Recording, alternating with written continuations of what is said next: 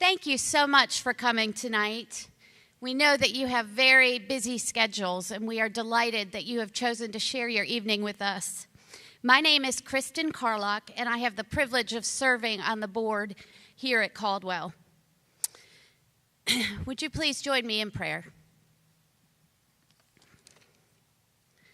Gracious Lord and Father, you are our protector, our provider, and our perfecter, and you are the source of all wisdom and truth.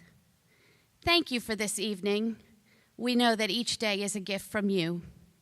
Thank you for this school committed to teaching your truths, and for the teachers and staff who serve as faithful role models to our students. Thank you for the parents, grandparents, and supporters of this school who care deeply and give generously of their time, their treasure, and their talent. You promise us, Lord, that where two or more are gathered in your name, that you are here among us, and we ask you to be here tonight. We give you this evening. We ask that everything we say and do bring glory to your name, and it's in Jesus' name we pray. Amen. Tonight's purpose is to give you a look at the school from a governance level, to show you how we're doing in adhering to our mission, which is to assist you as parents from a biblical perspective in the instruction of your child by providing a classical and Christian education. With us tonight are many of those individuals who have been called into service at Caldwell at that governance level. We are a praying board of 12 members representing a cross-section of parents, grandparents, former teachers, BSF leaders, current businessmen, a musician, a physician, and an attorney, just to name a few. Please allow me to introduce Piper Anderson, Patty Crosley, Jody Gordon, Jim Kirkpatrick, John Cornegie, Laura Holly, Mike LaPierre, Steve Norris, Leslie Ramos, Jill Reynolds, and Brent York. It is a delight and an honor to serve with this group of committed volunteers. Taking you through the details of the state of our school this evening is our hardworking and marathon running head of school, who just celebrated a birthday this week, most appropriately on President's Day. We are grateful that the Lord has called Sam and his better half, Aaron, to Caldwell. And at this point, I will turn the evening over to him.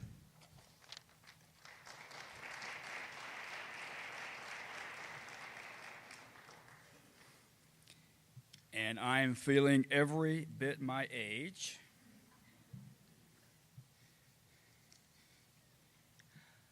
Well, thank you for coming tonight. And I am very privileged to stand before you and share with you just a brief glimpse, and I promise you it will be relatively brief. We'll get you out of here, I won't say what time, but it will be brief. But I want to share with you some of our recent successes, where we stand as a school, and our vision for the future. You have invested in this school in so many ways: your children, your prayers, your time, your energy, and your finances, for the sake of our students, our children. Your investment is a kingdom investment, and I want to thank you for placing such a high value on that investment. It is always my goal to be transparent in all things, and so I hope tonight that you'll learn a little bit this evening as I share with you. Like investors in a corporation, you are shareholders, and you deserve to know how your investment is doing. But your investment is much different than in a corporation. You're investing in kingdom work here at Caldwell. And so you deserve for me to lay bare before you. I will attempt to do so in expedient fashion. Kristen highlighted our mission statement, but I think it's important to go over this briefly. I want you to note, we are educators of course, at Caldwell. So we take grammar very seriously. There is one sentence here in the mission statement. There is no comma, no semicolon. There's only one period at the very end. There are no independent clauses here. The mission of Caldwell Academy is to assist parents. We are partnering with you. We are coming alongside you. But we do that from a biblical perspective. And we do that from a biblical perspective for really one reason: for educating your children, the instruction of your children in a very unique way, in a very Christian and classical sort of way. And all that is our mission. Everything that we do, the curriculum we develop, the way that we teach, the teachers that we hire, the way we conduct ourselves on the athletic fields and in the fine arts, the field trips we choose, the discipline policies we have, everything we do should always be undergirded by this mission. This is the lens in which we should be viewing everything.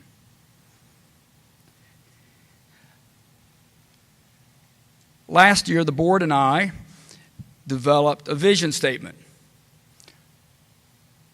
wisdom, virtue, and service to the glory of God.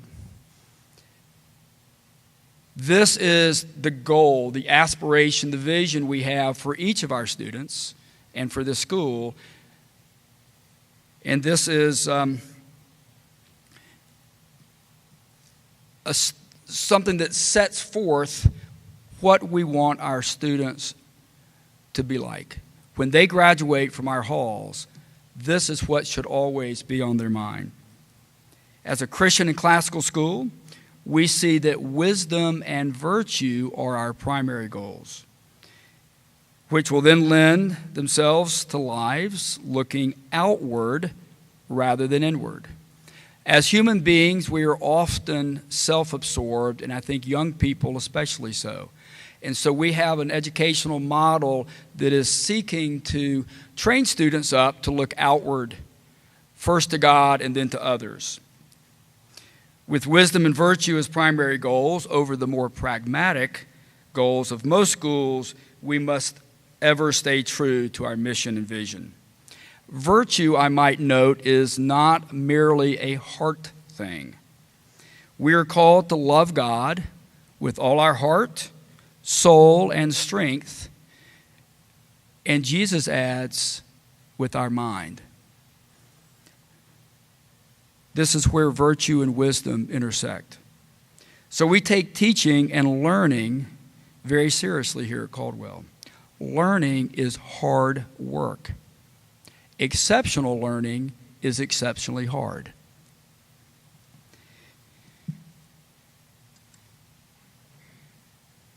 I wanted to summarize briefly our core values.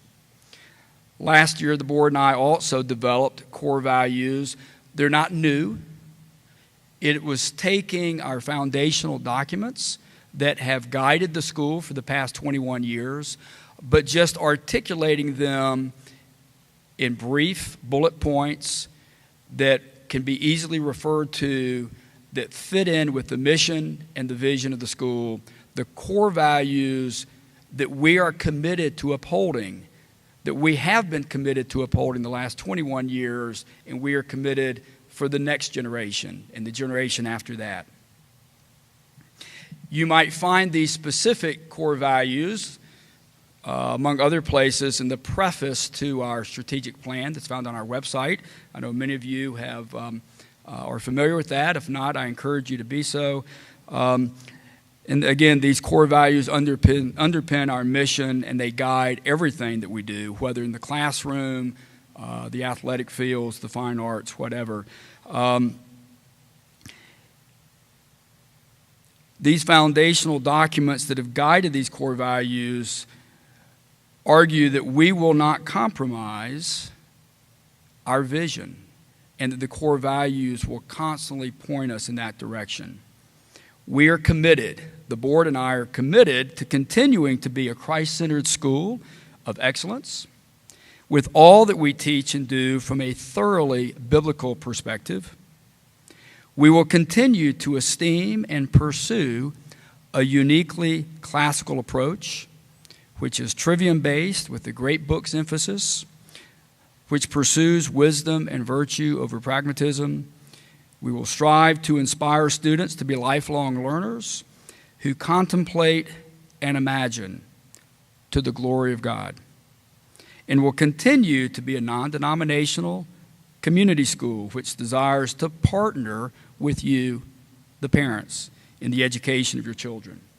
We will continue to stay the course, providing an education which is rigorous, which is rich, which is unhurried, and focuses on the true, the beautiful, and the good.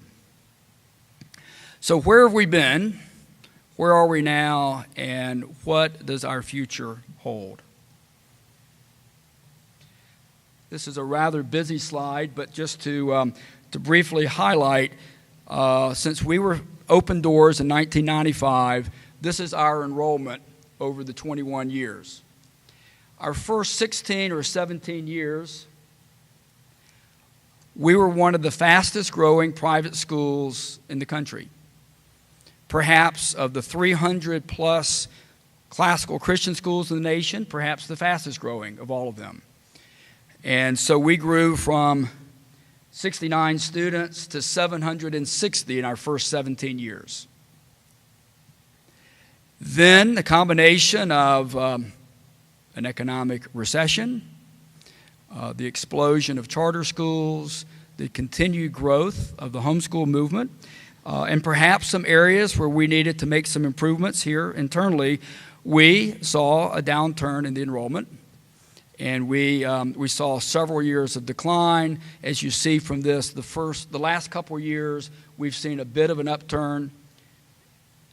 And so we dropped from the high of 760 down to 2 years ago, 677, up to 686. We are now 688.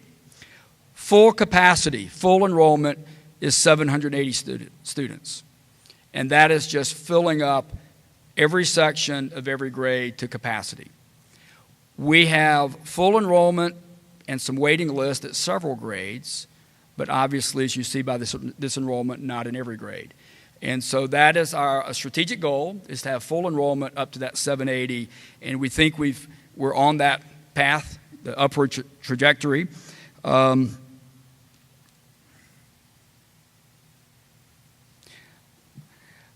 Tuition history, this is the past 10 years. It's a busy enough slide as it is. Didn't want to show the first 10 years. Typically, there is about a 3 to 5% annual increase in tuition. You may note that one year it was significantly more than that between 07-08 and 08-09 because our tuition was quite low and there needed to be some correction. But other than that, historically, there has typically been about a 3 to 5% tuition increase annually. Obviously, the cost of living goes up, and we need to at least keep up with the increasing cost of living. But as many of you know, healthcare costs have gone up far more rapidly than the cost of living, and that's true for our teachers. These buildings, the beautiful buildings that we're in, they're starting to get to the point that maintenance is increasing pretty rapidly and things that need to be replaced and upgraded. So the costs there are increasing pretty rapidly. And you'll see in just a minute what our salary situation is, and our teachers need to do more, far more than just keep up with inflation because they are so far beneath their peers. And so we can expect in most years in that roughly 3 to 5% tuition increase annually. But to show you what kind of deal that we have, this shows many of our brother and sister private schools in the Triad, as well as a few other Christian classical schools outside the Triad. You may note that we are less than half, And this is the highest tuition. This is the high school tuition, or in the case of schools that go K through 8, it's their middle school tuition. But it's the peak tuition at each of these institutions. You may note that for many of the other private schools in the Triad, we're about half. Some of the schools, like the schools that have an asterisk, are some of our sister classical Christian schools around the nation that Caldwell is most often compared to. Trinity School of Durham, Trinity Academy of Raleigh. You see Trinity School of Durham is about 20. Trinity Academy of Raleigh about 13. The Regent School of Austin, Texas, 15 and a half. And the Bear Creek School in Seattle, a little over 21,000. Obviously, those schools are not our competitors for students. You're not deciding whether to send your kids to Caldwell or the Bear Creek School in Seattle. However, they are competitive schools when I'm trying to hire faculty and administrators. And if there is a teacher or an administrator that is looking at one of these other classical schools that are essentially, these that I listed here are kind of the heavy hitters nationally out of 300 plus classical schools in the country. These are the ones that are most widely known with perhaps the best reputations, including us. And so when I'm recruiting teachers and administrators and they're being offered jobs at a school that has 20, 30, 50% higher tuition, guess what? They're going to get offered typically a significantly more salary. So that impacts being able to recruit and retain the very best teachers. And so you see what kind of deal our tuition is. That's this year's 2015, the current year's tuition. And so we are certainly a bargain, the best deal in town. And I think it's an investment that we'll talk about here in a minute, an investment that is both a financial investment that can potentially pay rich financial dividends, but it is far more of an investment than any financial investment might be. Our annual operating budget is just under $6.7 million.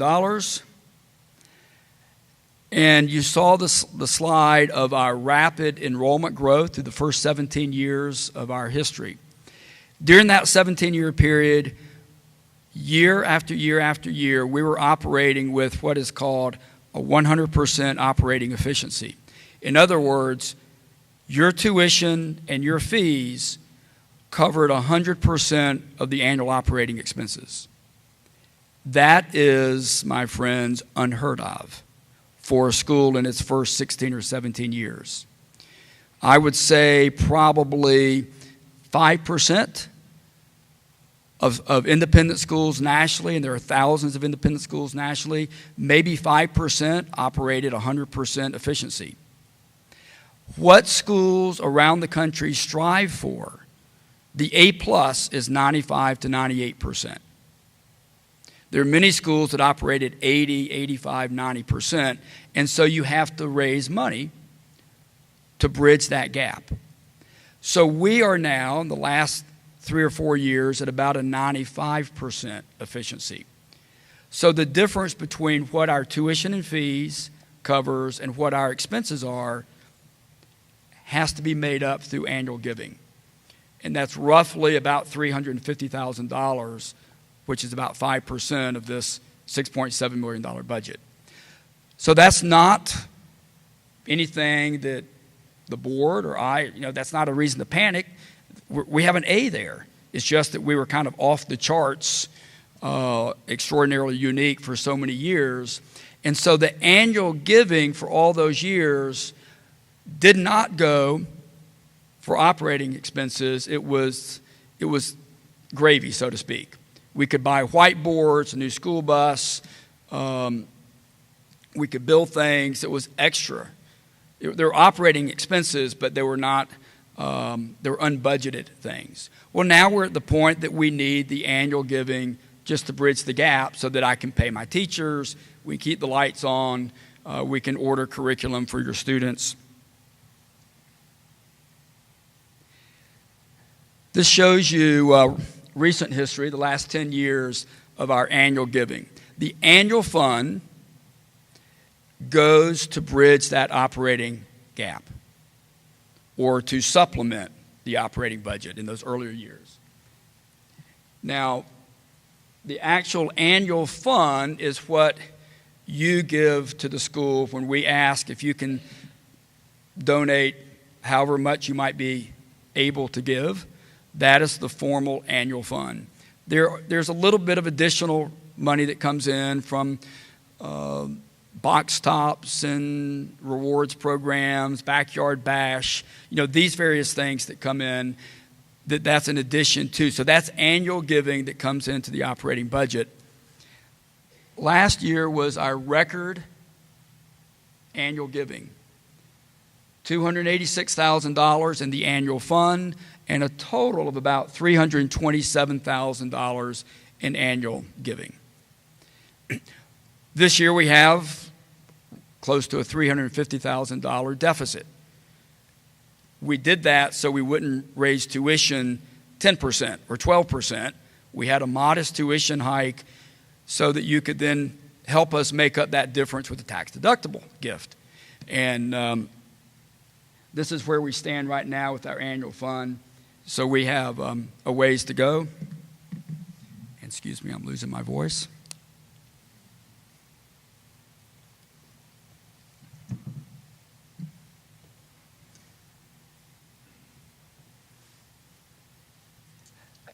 Gives you a glimpse of our teacher salaries. We all know that teachers do not go into education for the money.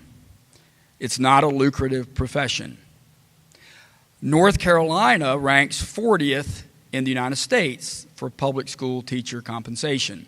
So it's especially not well rewarded in North Carolina. Guilford County is better than the North Carolina average, as you see, but here at Caldwell, we are significantly behind Guilford County. Our starting teachers are about 28 and a half, and we top out, if you have 2 master's degrees or a PhD and 35 years teaching experience, that's where our teachers top out. So our starting salary is about 72% of Guilford County, and then the top end is about 82% of Guilford County, in a state that ranks 40th in the country in a profession that is pretty dismal anyway. I value my teachers, and I hope you value your children's teachers, and I feel like they need to be rewarded for the great job that they do. We have extraordinary teachers that are highly qualified, highly competent, and very hardworking. So it is my goal that we can, over time, we can't do it overnight, we want to continue to keep tuition reasonable, affordable, and accessible to you and to as many families in Guilford County and in the Triad as possible, while at the same time, better compensating our teachers. We don't desire to have tuition like some of these other private schools. We don't want to be $15,000 and $20,000 and $22,000 for our high school. That's not who we are at Caldwell. So we're looking at ways that we can fill up seats, and fill up seats with mission-appropriate families. Not to fill up seats with just any family, with any student. We turn away students. In the last 2 years, since I've been here, we've turned away a good handful of students in classes where we've had empty seats because we felt like they were not mission appropriate. We're looking at academic fit, social, partnering with parents. We're accepting not just students, but we're accepting families. And so we're not going to fill just empty seats with someone with a pulse, but someone who really wants to invest in this type of education that is unique to Caldwell, a Christ-centered and classical education.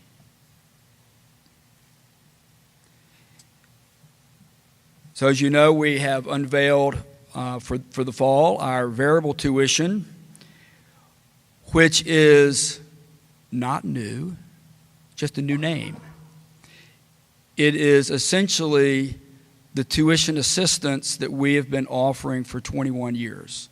And it's what Greensboro Day School offers, and High Point Christian, and Wesleyan, and virtually every independent school around North America has discounted tuition for financial aid, tuition assistance. And we've had that since we opened doors 21 years ago. Currently we have about 25% of our families that receive discounted tuition. Some of those are faculty, but many of them are not. And it is discounted tuition. What this variable tuition does is, and this full tuition that you see in the right column for next year is within that 3 to 5% normal range of increase. So we're not increasing beyond that 5%. It's within historical norms. But this is just being transparent of what we are already doing, of the low end to the high end, for those who need some level of help, of financial aid, discounted tuition.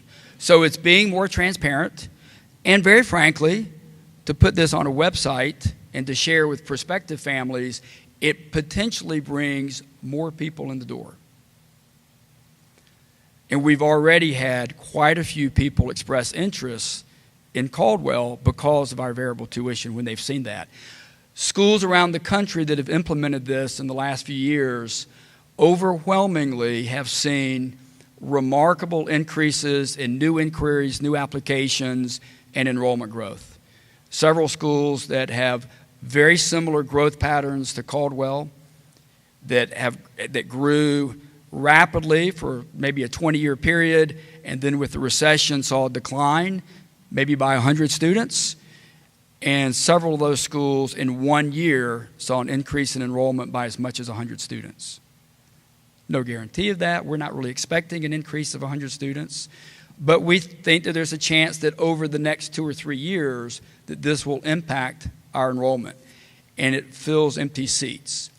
Don't think of this as an expense line. Think of it as a revenue.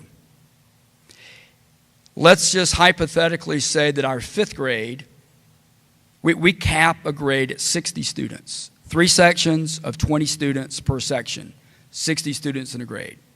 So, 5th grade, we have 60 seats available. Let's say we have 50 children filling those seats in the 5th grade. For every new student, that 51st, the 52nd, the 53rd, whatever tuition that they are able to afford, and we have a minimum, so they're paying at least this. Many of them, maybe they get a 5% discount, a 10% discount, and only with the demonstrated need, then that adds revenue to the bottom line. So it enhances revenue. It doesn't add to the expense line, if you think of it in that respect. And so that is our goal. It's not a philosophical difference from what we've been doing in our history. It's a way of kind of recasting it to help move our enrollment up by increasing enrollment with mission-appropriate families. It creates revenue that allows everyone's tuition to stay relatively low and allows us to better compensate your teachers, our teachers, so that we can recruit and retain the very best teachers in the country. And so, again, I said I want to be transparent in everything, and that's one of the reasons for this variable tuition is transparency, and it's increasing enrollment with mission-minded families. Wanted to give you a little bit of a glimpse in our capital campaign history. We've had 4 capital campaigns prior to the current one we're in. We're now, the Sharing Our Lives is our 5th capital campaign. So for Founders Hall, this building that we're in right now, raised a little over $1 million. And in 2001, for the Smith Building, our dialectic and rhetoric school is in the Smith Building, raised a little over $1.5 million. And then in 2006, opening doors in 2007, the Grammar Building, Munchkin Hall, we raised about $2.25 million. And then the field house across the street, about $62,500. We have about a $25 million campus, roughly. That doesn't add up to $25 million. That was intentional.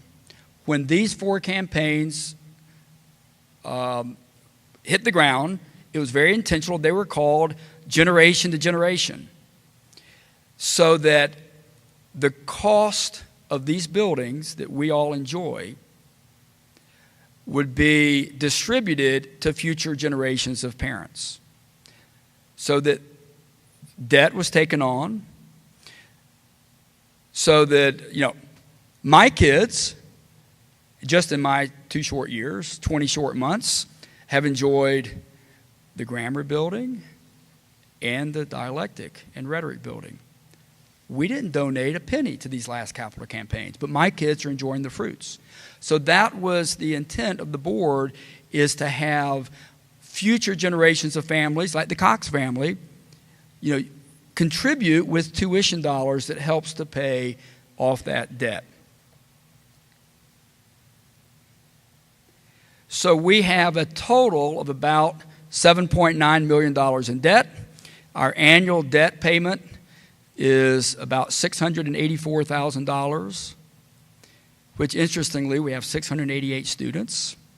So that's about $1,000 a student per year to pay off that debt. We have 18 years left to pay on that debt. It is a long-term loan. It is fixed rate. It is low interest. It's very manageable.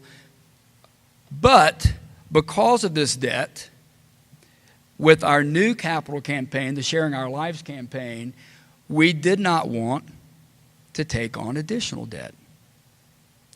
The board decided that no long-term debt for the capital campaign, that we would raise money until we could build either the complete Student Life Center or to phase it with something less than the overall cost. So, as many of you know, the campaign goal for Sharing Our Lives to build the entire Student Life Center, our new piazza, our courtyard, our new entrance, and parking, all of that is roughly $12.3 million. But we can phase that. We have said that the first phase, with the new entrance and parking and courtyard and roughly half of the Student Life Center, it's about $7.5 million. We have raised just under $5 million, as you see, just under 4.9 in gifts and commitments. I praise God. That is 2.5 times more than any campaign in the school's history.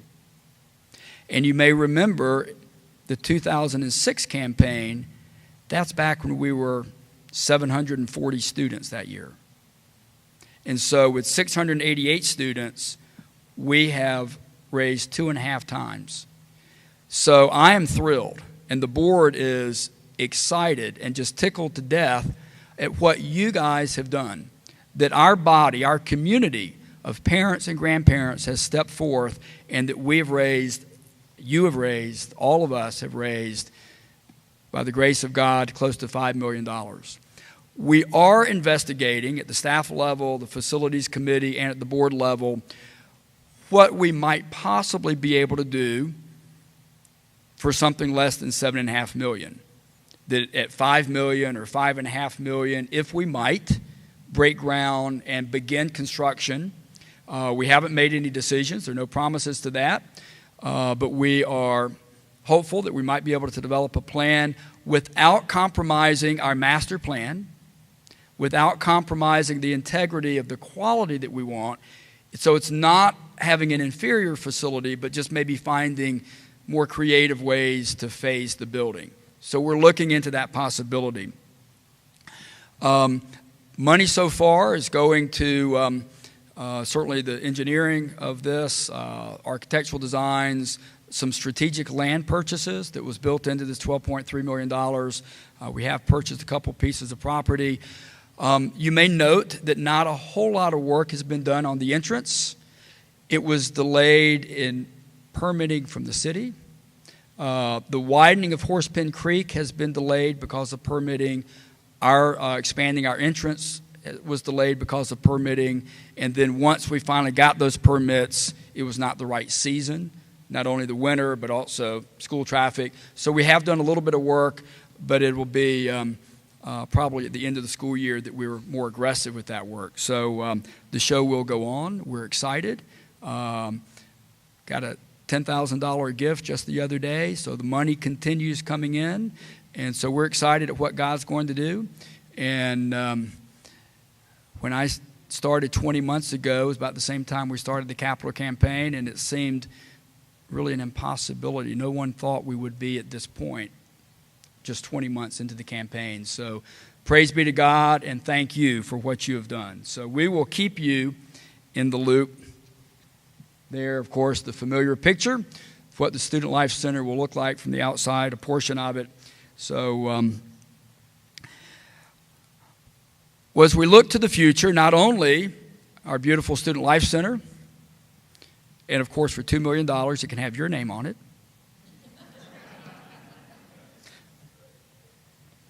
Did we put, no, it just says Caldwell. We didn't put one of your names on it. But as we look to the future, some things in the very near future, not quite there yet. If you've read an Eagles Call and some of my communication in recent months, you may know that next month, March 13th through 15th, the accreditation team from Advanced Ed will be on campus.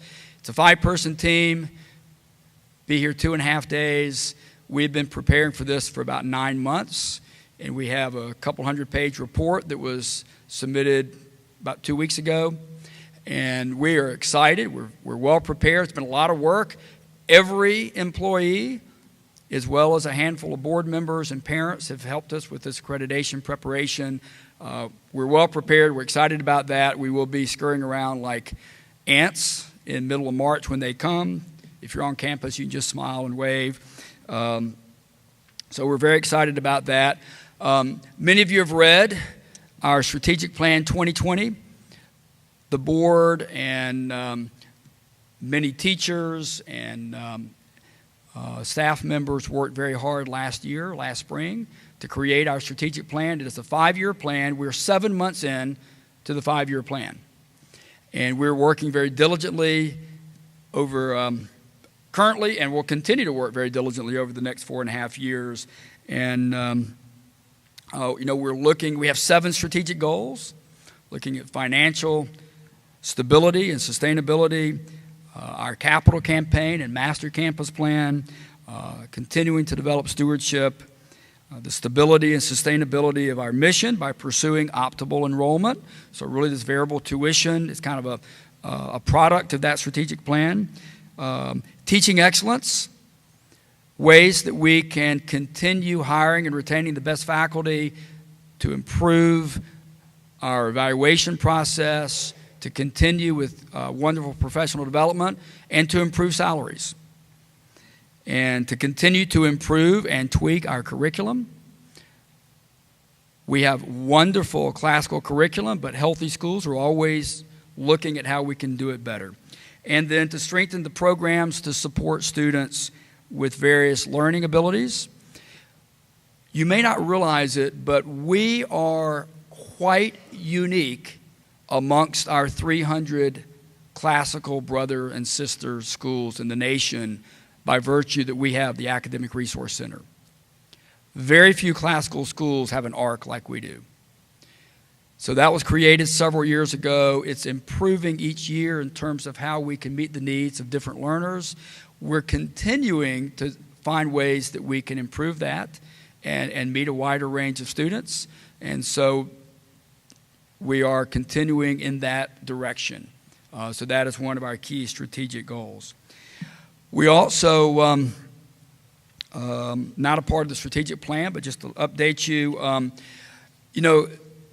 at schools around the country, safety and security of students is ever a concern, and it is a concern here.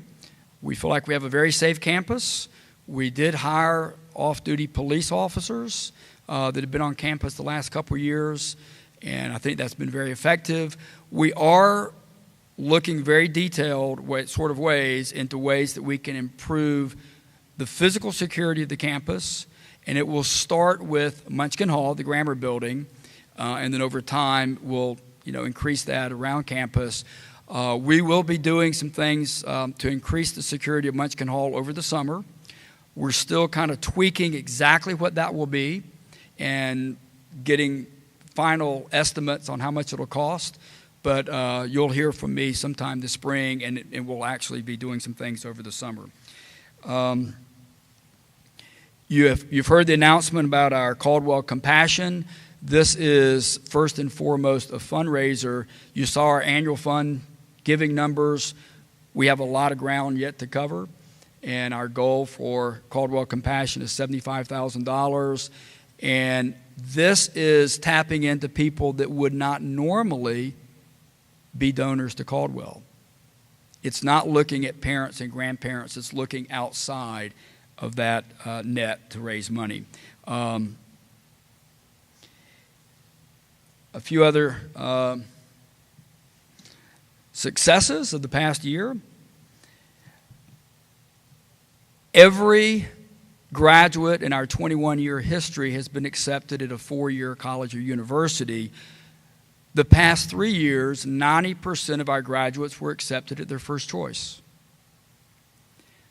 The class of 2015, there were 44 graduates.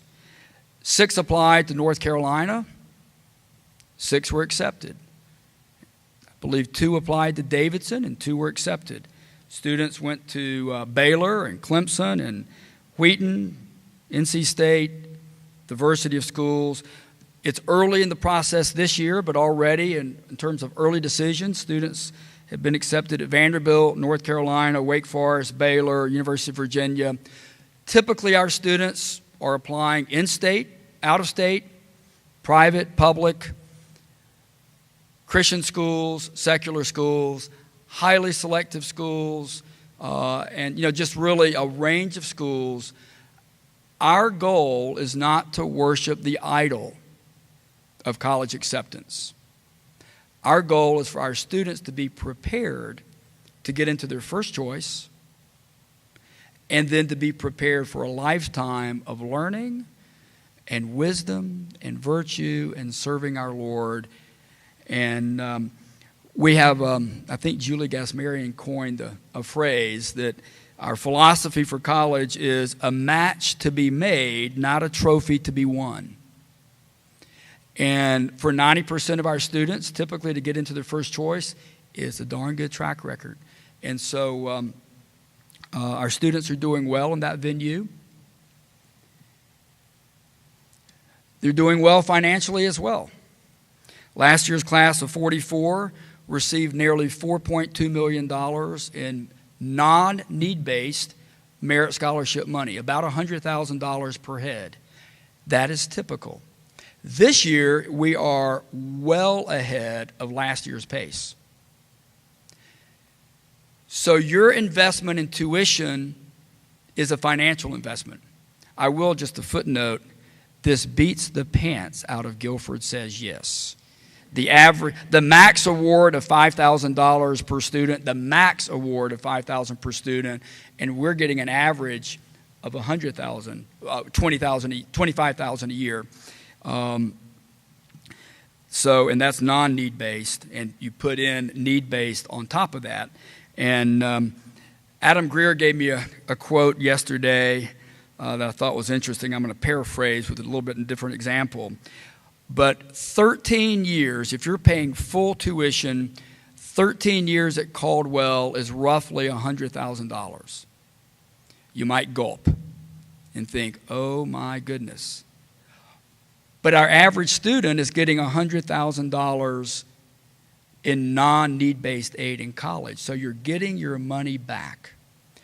But I will tell you, 36 weeks. So 13 years at Caldwell, about $100,000. 36 weeks at my alma mater, Wake Forest, $65,000.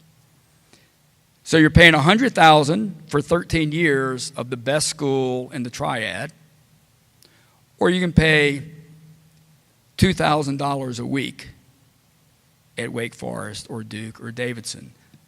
College is expensive. So our students are getting tremendous merit scholarship money.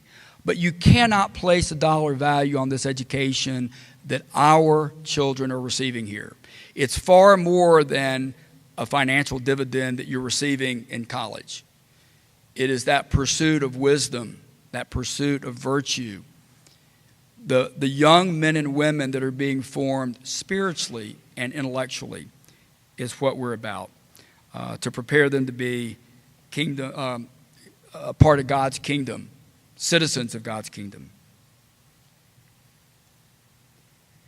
SAT scores, the last 5 years.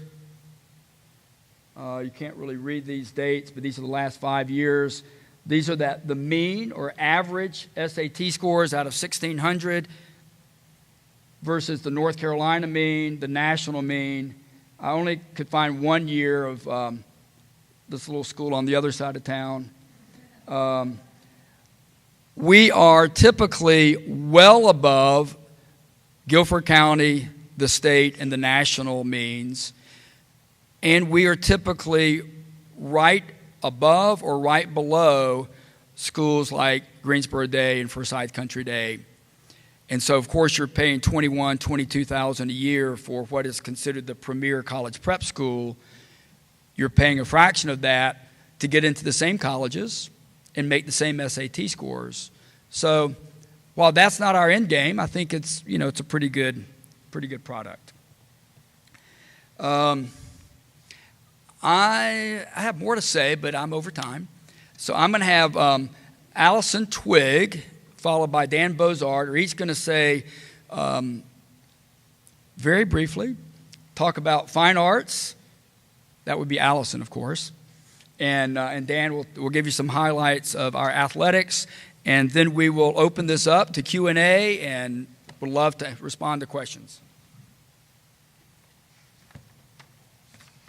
Good evening. I am Allison Twigg, and I am the Fine Arts Director here at Caldwell. And I remember my very first day ever walking onto this campus. My husband had moved here from Florida, where I was very happy in the school that I was teaching, and I had 2 little children. And he informed me one day that we're moving to Greensboro.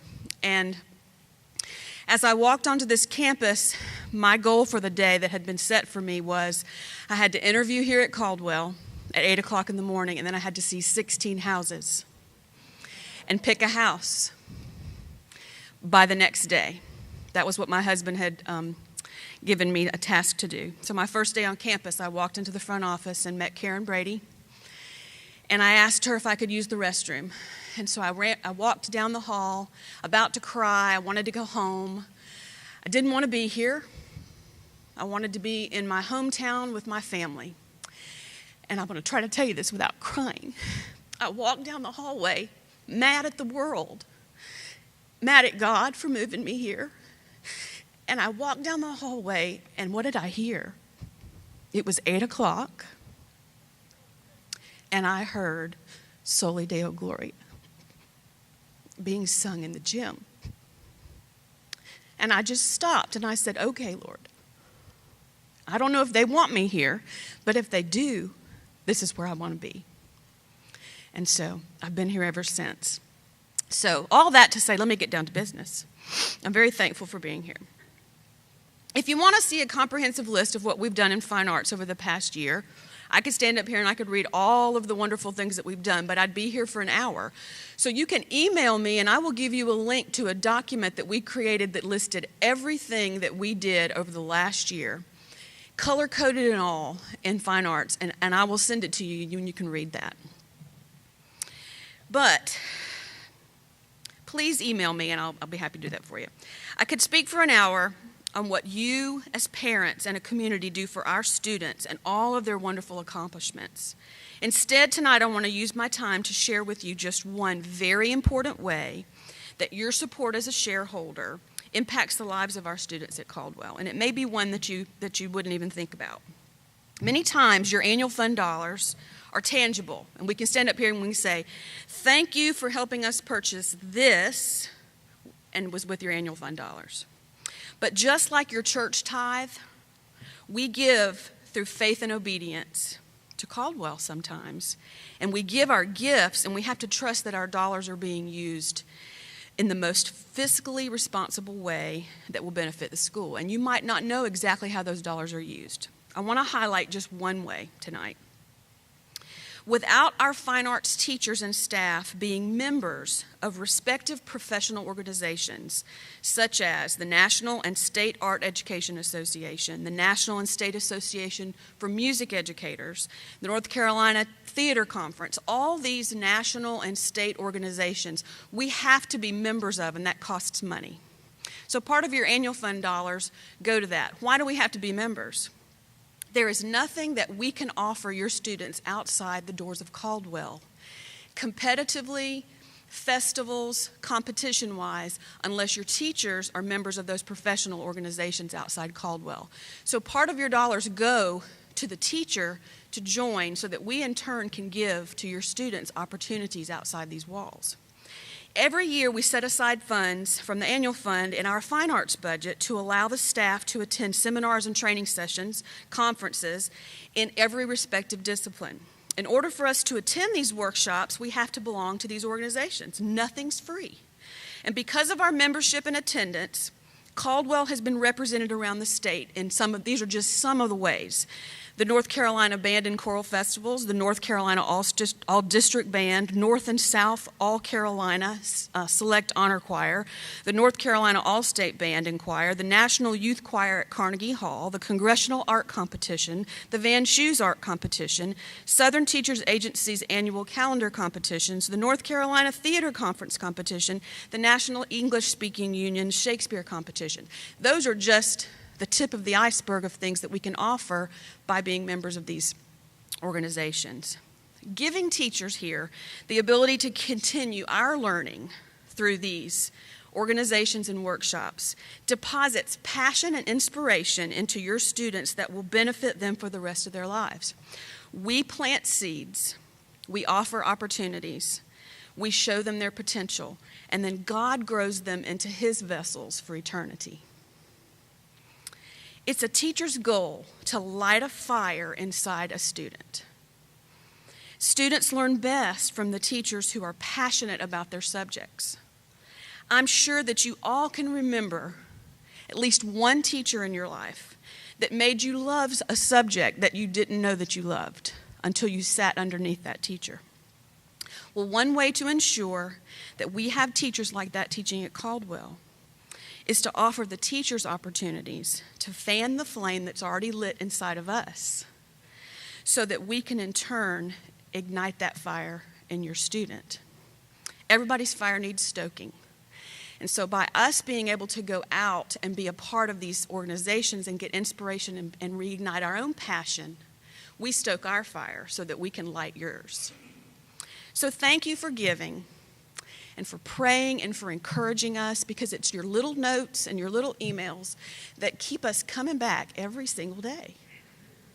Because it's always God, because the day that you think, I can't do it tomorrow, you get an email or you get a phone call or a student comes by and says, hey, I just want to say before I leave for the day. But that doesn't happen everywhere. So thank you for that. Upcoming things that you want to mark your calendar for before I leave this over to Dan. We're committed to the community. We've sung for Greensboro Rotary this year. We've been with Congressman Mark Walker twice already this season. We will be singing in March, this coming March. We will be doing band and choir festivals all over in the state of North Carolina. Next weekend, we have Nancy Drew being offered for our dialectic students, fun for all ages. I think we all read the Nancy Drew and Hardy Boys Mysteries when we were younger. In May, we have our upcoming end-of-the-year concerts. Very end of April, we have our annual art show and our spring drama, which is the classic Little Women this year. And if you like baseball, we have the Caldwell Singers will be singing for the Grasshoppers game May 21st on a Saturday night. And we'll also be doing it September the 1st in the fall at their end of their season for that year as well. So come on out, support Caldwell. And I will turn it now over to my esteemed colleague. We were going to do a skit and a song, but I couldn't quite talk him into it this evening. Maybe next year.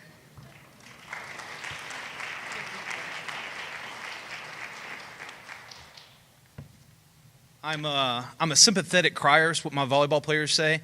And when Miss Twig was getting emotional, I almost teared up over there, but I didn't let any tears come out. I've got an image to uphold. This is my 11th year at Caldwell, and it continually amazes me what our student athletes and our coaches and our families, our community is able to accomplish here through athletics. Last year, just to give you a number, Caldwell Academy athletes competed in 382 events over 10 months. We won 8 out of a possible 15 conference championships at the varsity level, including all 7 girls' championships in our conference. We won the TAC Cup for the 5th straight year, which is given to the top overall athletic program in the conference. We finished 2nd in the Wells Fargo Cup competition, which is for overall program excellence in the state. Individually, we had 41 students get all-conference recognition, 14 earn all-state recognition. 4 of our students from the class of 2015 went on to compete in college athletics. This fall, we got off to a great start. 4 of our 5 varsity teams won the conference championships. Our varsity girls cross-country team and soccer team both finished in the Final 4 in the state playoffs. Our varsity volleyball team won the state championship this year, and every single one of our Caldwell varsity coaches earned Coach of the Year honors in our conference. Our varsity boys soccer team defeated Northwest Guilford. Our varsity volleyball team defeated Northeast, Southwest, and Page High School. These are all schools with enrollments of over 1,500 students. That's an amazing accomplishment for tiny Caldwell. It'll be very easy for me to run down all the accomplishments over the past year and a half, but I think it's important for you to know that our program is more than wins and banners and trophies. I feel like we're intentionally different and unique about how we do things as a program and as coaches. Every day, in our programs, we sow to the spirit of our kids. Who these students are as young men and women is way more important than the accomplishments in sports. We do our very best to train them to be godly young men and women. We teach them character, responsibility, sportsmanship, and work ethic. So many things we teach them as coaches. And I'd just like to say one of our big lessons this year for baseball is going to be sharing. I just bought 2 cookie cakes for Josh Hawley's birthday. And the team ate all the cookie cake and didn't give their coach any. So we're going to spend a lot of time talking about sharing this year. Not happy. But youth sports in general can be a very difficult and challenging environment. I'm sure a lot of you guys have kids in various sports activities. It can be a very tough and challenging place to be. I take tremendous pride in seeing our students represent our school well. A couple weeks ago, I was forwarded a message. It was sent to a Caldwell coach from an opposing coach. And it said, "Coach, I can't say enough great things about your team and the quality of young men on it. I'm blown away by the maturity and sportsmanship of these young men, especially after a tough loss. I understand why you love your team so much." So that's from another team's coach to our Caldwell coach. That's just one example to me in what we're truly accomplishing in athletics. We're winning games, but ultimately we're winning over hearts, and that's the most important thing to me. So thank you for your time tonight.